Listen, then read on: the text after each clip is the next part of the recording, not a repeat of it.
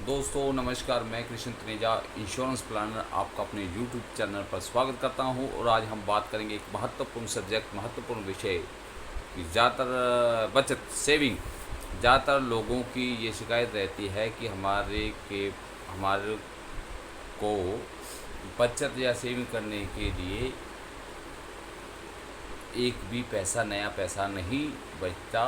हम जो हमारी सैलरी या इनकम होती है, हमारे खर्चे इतने ज़्यादा हैं कि हम चाह कर भी बचत या सेविंग नहीं कर सकते। तो मैं उनको ये कहना चाहूँगा, जैसा कि जितना कि मैंने सीखा है कि पहले आप कोई भी खर्च करते हो, जैसा मैंने सीखा मैं आपको बता रहा हूँ। जो मैंने काफ़ी फाइनेंशियल जो एक्सपर्ट हैं उनकी बुक्स पढ़ी हैं, महान विचारक उनकी बुक्स पढ़ी हैं, डैन हार्डली की। तो उसमें उन्होंने कहा है कि अगर आपके चाहकर भी आप सेविंग नहीं कर पा रहे हैं तो आप अपने जो भी खर्च करते हो, चाहे वो मोटरसाइकिल के टायर में हवा भरवाने का 5 रुपया हो, चाहे कोई ज्वेलरी, कोई 50-60 हज़ार की आप कोई ज्वेलरी खरीदते हो, तो वो खर्च है। वो जो भी खर्च करते हो सुबह से लेकर शाम तक, आपने 1 महीने तक उस खर्च को आपने नोट डाउन करना है, किताब में लिखना है। एक छोटी सी आप ले लीजिए डायरी, उसमें नोट डाउन करते चलिए। और महीने के अंत में जब आप उसको अपने खर्चों पर निगरानी करेंगे तो आप पाएंगे कि कुछ ऐसे खर्च जो कि बहुत गैर ज़रूरी थे वो आपने किए। और आपको बोध होगा जब आप इस खर्चों को दोबारा से देखोगे कि मैंने क्या क्या खर्च किया है, तो आप पाएंगे कि ऐसे खर्च जो गैर ज़रूरी खर्च थे जो हमने किए, तो आगे आने वाले टाइम में आप गैर ज़रूरी खर्च करने से बचेंगे। और एक मानसिक पैटर्न आपके दिमाग में बनेगा कि कुछ भी हो मेरे को खर्च कम करना है। और दूसरी बात है अपनी सेविंग की।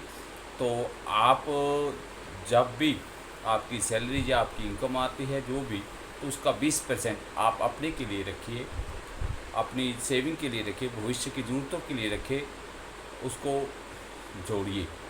मान लीजिए अगर आपकी 10,000 सैलरी है या 10,000 मंथली इनकम है, तो उसका 20% 2,000 रुपया आपने साइड पे रखना ही रखना, और बाकी बचे 8,000 से अपने महीने का खर्च चलाना है।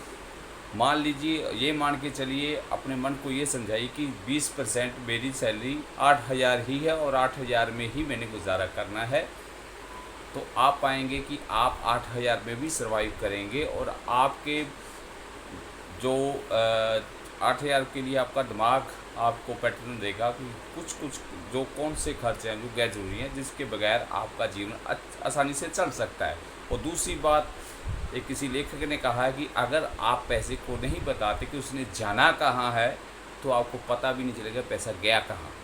जी हाँ, अगर आप पैसे की निगरानी करेंगे, खर्च आप लिखेंगे, तो और आपको पता चलेगा। कई लोगों की शिकायत होती है कि हम कमाते बहुत है, आता बहुत है जी, और जाता हमें पता नहीं लगता किधर जाता है।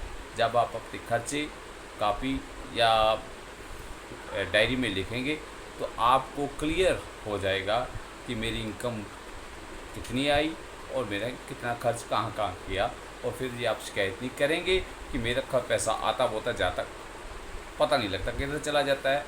तो आप इसको नोट डाउन करोगे तो आप महीने 2 महीने में अच्छी सेविंग कर पाओगे। 20% आप आज सी से रूल बना लें कि मेरे को जो भी इनकम हो, जो भी सैलरी आई, उसका 20% मैं अपने भविष्य के लिए उसको सेविंग करूँगा। चाहे मैं वो पीपीएफ में डालूँ, चाहे आरडी में डालूँ, चाहे एलआईसी में डालूँ, चाहे म्यूचुअल फंड में डालूँ, करूँगा, सेविंग जरूर करूँगा।